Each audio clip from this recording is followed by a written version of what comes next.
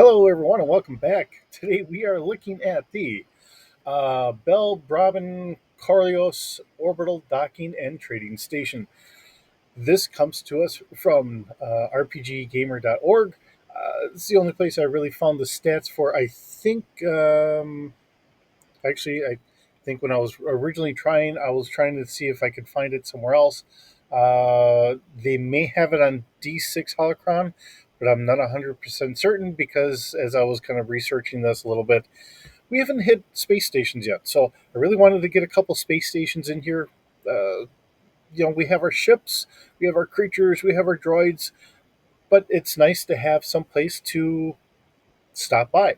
So without just hitting planets, there's a ton of space stations in the Star Wars universe, but we really have not hit any of them. So let's kind of get a couple here and there. So as we start off, we have the Bell Robin. Uh, Looking at it, we do have it as a capital scale station here. This is a length of 15 kilometers square.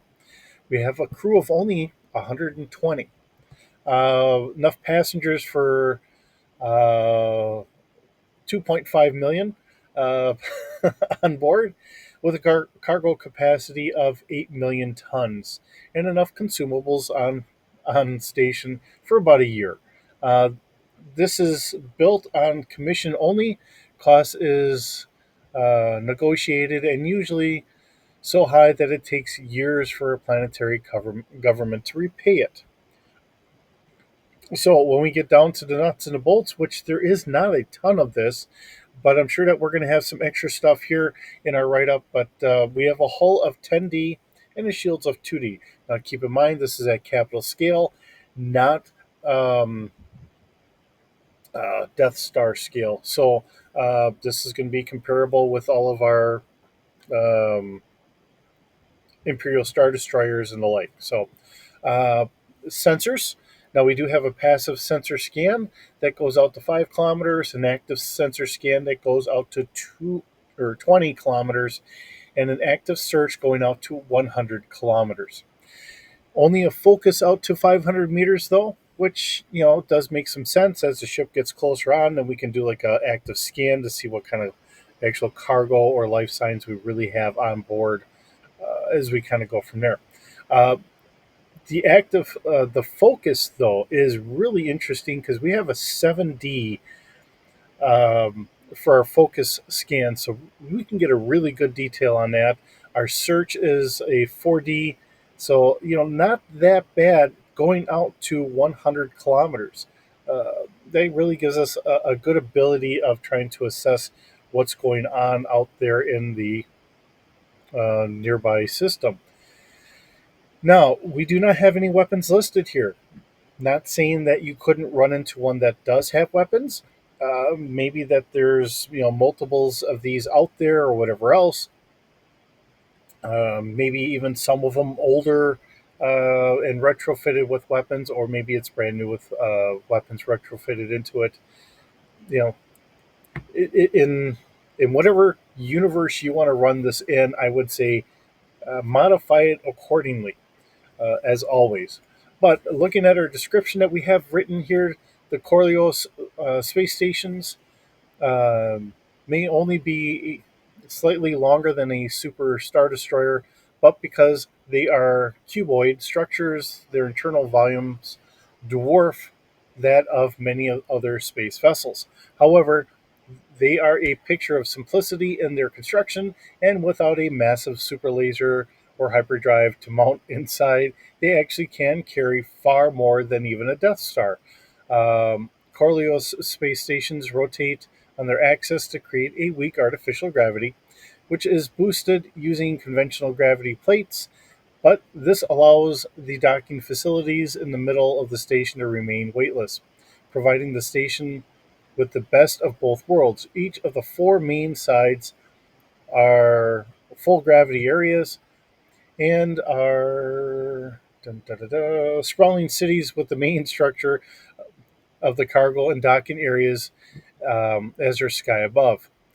Small parklands are laid out to allow some feeling of a planetary surface, but space is at a premium even in these huge constructions.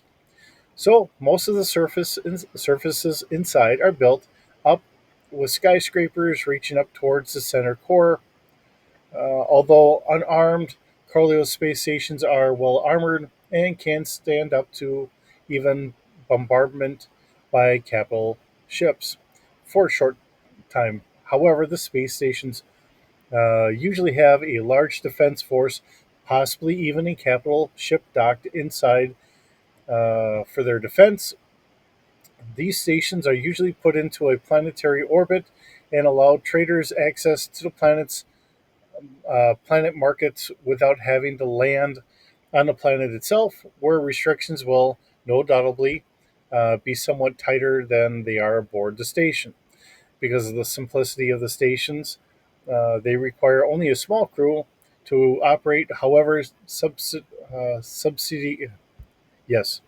However, other tasks, if I can only speak this morning, um, such as customs, policing, and cargo handling, will require extra people to do so.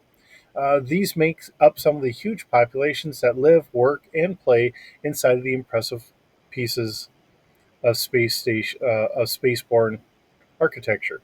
So again, it's denoting that yes, it itself may not have weapons, but you know, if you have a good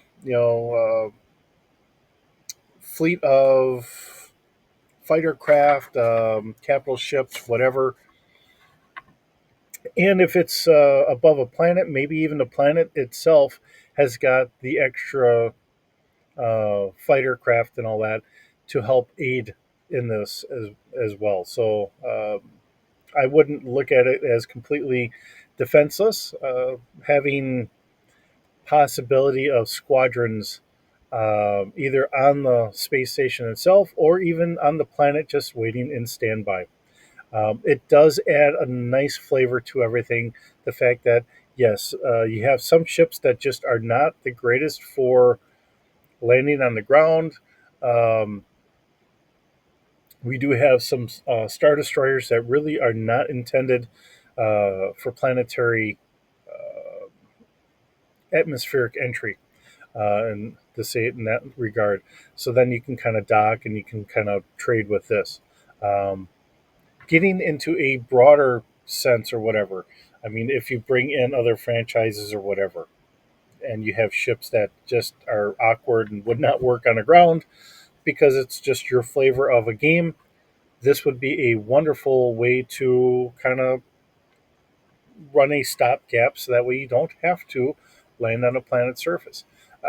Possibly even seeing that these are all built by commissionary and they're simply a simple structure around it, possibly even having orbital shipyards that might also sit around this, that you could also use that to help create fleet yards for working on more ships and being a trade base to help facilitate that as well would be a wonderful additional lore for maybe some possible planets.